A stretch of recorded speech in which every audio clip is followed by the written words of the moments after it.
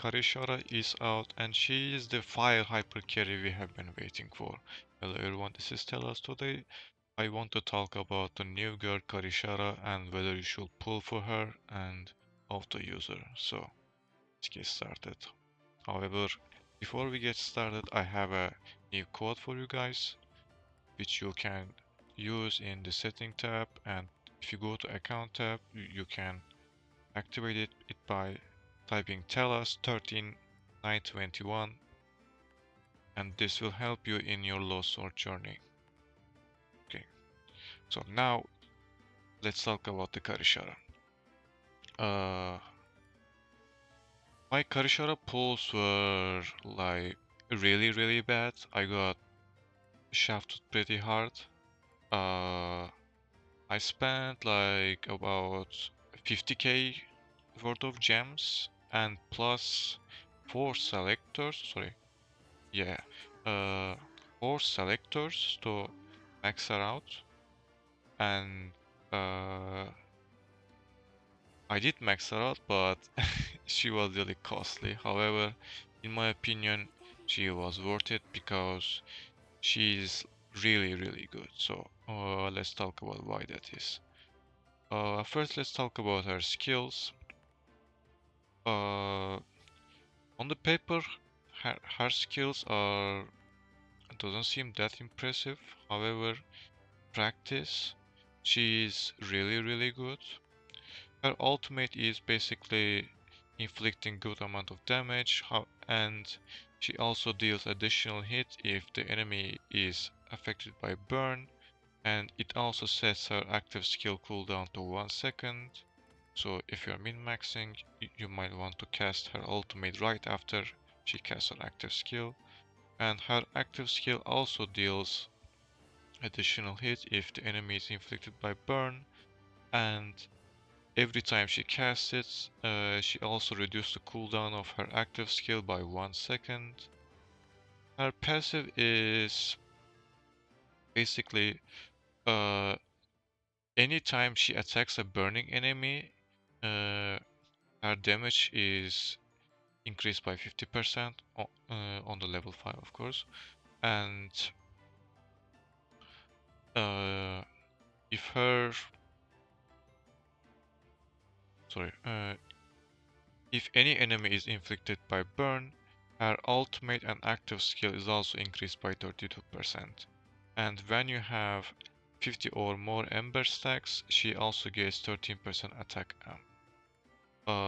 This is where her power is stored, like all those increased damages from active skill and ultimate skill, and in addition to this passive from attack amp with the 50 embers, etc. This is why she attacks really hard, and uh, 50 ember stacks is pretty easy to achieve.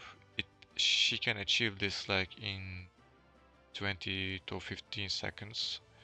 So she gets going pretty quick, and her passive, her last passive is critical damage and critical hit chance, which is the classic, similar to Yumi. So for that reason, I would recommend that you invest more for attack in her specialty roles. I was not so lucky with the roles. I got 2 blue and 1 pink attack rolls. However, if you can, I would definitely suggest you to that have higher than this, and preferably triple attack.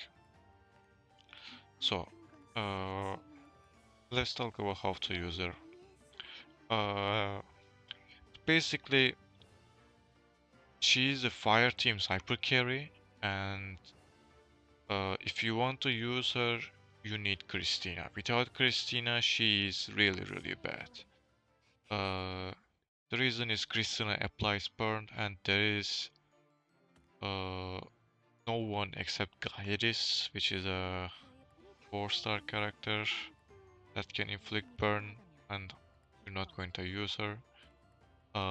So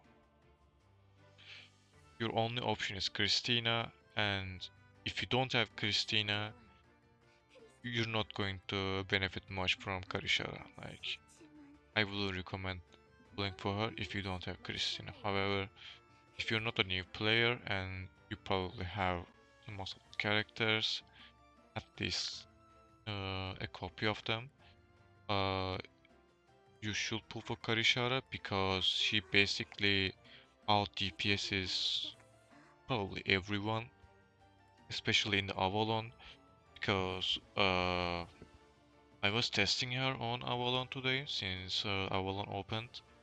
Uh, she's already better in neutral, and she's beating Yumi in Mercia Castle, which is Water Week. Uh, so despite being Water Week, she's already beating Yumi. That is pretty funny. So for that reason, if you care about raids and Avalon, I will 100% recommend that you pull for her because right now she's basically top DPS in the game. Only exception might be is the Titania castle where everyone runs Nesha there. Uh, she might be pretty close or might be slightly better in there. However, if you're not fighting in Titania, I will 100% grab Karishara because she basically replaces everyone in every other castle. If you're a new player, only issue with Karishara is since if you don't have Christina or if your Christina is not high dupes, uh, she will likely suffer because the reason is if your Christina is not high dupes, the Christina becomes like a weak link in your team, and the moment you lose Christina, your team will likely fall apart, and the firestones also is not the most common stones we have, since like most people already invested on Belsay, and you will rather invest on Karishara rather than Christina. So although you get a lot of damage, it might make your team overall more like a glass cannon, so be aware of that. However, as I said, she is the best DPS, and especially if you don't have Nesha, you should 100% grab the Karishara. For the card, I will recommend that you should skip the cards, like at least not skip it, but her card is the lowest priority. So if you didn't get this card, let me see, yeah, it basically gives you ignore damage reduction, and 15% ignore damage reduction is not that high, and the situations that you need ignore damage reduction is really niche. Most of the time you're better off running more offensive cards like a B60, Morgan's card, or Tiamat's card for Karishara. Other than that, her equipment is basically same as the other wizards. You should run Thunderclap, Attack Armor. If you have the Distractions Favor, you should run it. However, if you don't, it's fine. And always run a Crit Rune, preferably Thunderheart. Uh, and yeah, that's it. Uh, about her pets and some other combinations. I wouldn't recommend you to pull for her pets because her pet is not that impressive. On T5 it gives you 90% attack and 10% ignore damage reduction. This is worth getting if enemy is 100% crit resistant. Like if you cannot crit the enemy, I guess you can use it, but you're better off running Cirque Pet instead. And overall, it is a pretty niche pet, and uh, if you really want to run attack pet, you can run Christina pet. Uh, it's slightly worse, but it's not worth playing for that 90% attack. For the most of the time, the pet you want to run is always uh, is it Ran and Yumi pet, because they give the most damage overall, which is 60% attack, 40% crit damage, and 10% additional damage.